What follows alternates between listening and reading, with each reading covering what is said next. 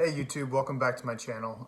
Sorry it's been a little over a week and a half, just kind of getting everything situated with some things going on my side of just life. But I thought I'd make this episode. I was actually talking with a friend a few days ago about Tommy John surgery. And as I was looking on YouTube, I found there's not actually a lot of information about what people actually go through mentally and physically during and then also kind of like after rehabbing and everything. So I thought I'd share a video about that. So from those who may not know, first off, check out the first video I made, a little bit more about me, but at the same time, subscribe, like this video, and comment to see what you guys want next. I had Tommy John surgery in 2015. It took me roughly a little over 2.5 years to come back, and I'll kind of explain what ends up happening, or what ended up happening, and then what's going on. So essentially, what Tommy John surgery is when mostly it's found in pitchers. Not getting too technical in it, but it's when you tear your ulnar collateral ligament, and so essentially it helps with kind of keeping your arm from falling back. It's this ligament right in here, as you see my scar. And over time, whether that's just continually throwing or just the amount of stress that gets put on the arm, proper or improper mechanics, things along those lines, it can actually tear. And so what they end up doing is taking your palmaris longus, which, I obviously don't have one in this wrist anymore. But if you take your pinky and thumb and put them together, you kind of see something kind of pop out. I know it's kind of tough to see right here, but they literally cut this out and then they'll actually kind of like sew it back in. Some surgeons use hamstring tendons. Sometimes they use cadavers, in order to kind of fill that back in. But essentially, you have the surgery, and then going forward after that is more of a mental grind than anything. Usually the first couple days, you're not doing much. You put in your brace, you're kind of stuck in there, you're locked.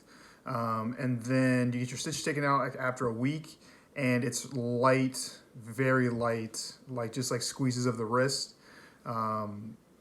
Progressing from there, it's just kind of like you're doing that for weeks at a time. You're kind of unlocking that brace that you get. And a lot of people ask me, it's like, okay, so like, is it painful? Does it hurt? It's like, for the most part, it's not really painful because it is down to a science now where you follow a certain schedule to get you back kind of into game shape.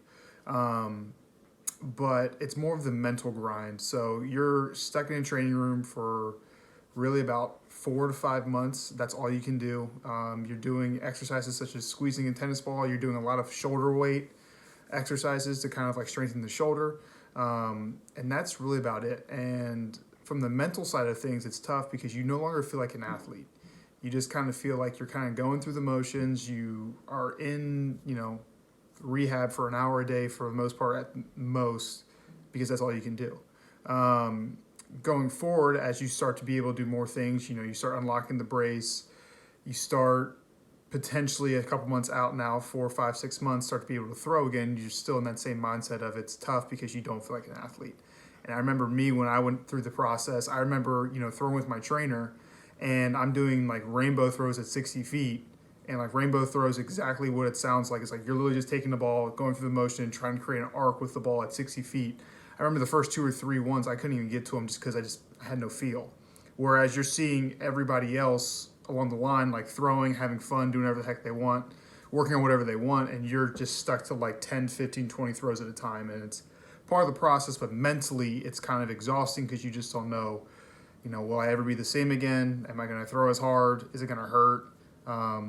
That's the big thing for me was, the last thing I remember throwing a ball was pain. And it took a while for me to overcome that like mental barrier of like, hey, it's fixed. It's actually gonna feel fine. Fast forward, things can kind of be, there's gonna be days when it feels good, your arm feels good, days when it doesn't feel as good. And sometimes there's gonna be some scar tissue kind of stuck in there and caked in there. And there could be a situation where you're throwing or you're doing something and it kind of like either feels like you tore it again. It just feels like there's like a burning sensation, or it's just like inky and cracky. That's all kind of normal-ish to an extent. That could just be some scar tissue breaking down, but at the same time, like you just spent the last 7, 8 months rehabbing, and all of a sudden you get this feeling again. It's like, well, did I just re-tear it? hopefully not. I mean, majority of the time it's usually just some scar tissue, but it is a possibility of having that feeling again. And once again, mentally, you're just like, where do I go from here? Last thing is, like anything else, like, am I going to get back to where I was? There's going to be a lot of good days. There's going to be a lot of bad days where days just doesn't feel good, days where you're throwing and it just doesn't feel like it's coming out as fast or as hard. Vice versa. Like for me, like the days where it didn't feel like I was throwing as hard, I was actually throwing the hardest throughout the process. And you're really not going to feel, for the most part, your normal self until like 14 months afterwards. It takes about a year to get back into games, but then you got to be able to work on your craft, get like your bearings done, be able to understand, kind of feel like your normal self again before the surgery. And then it usually takes around like 14, 15 months when you're back in a game shape, you're able to kind of go out there and try to compete. And sometimes it takes a little bit longer for stuff to come back. But it's just trying to learn throughout the process of using what you have and figuring it out.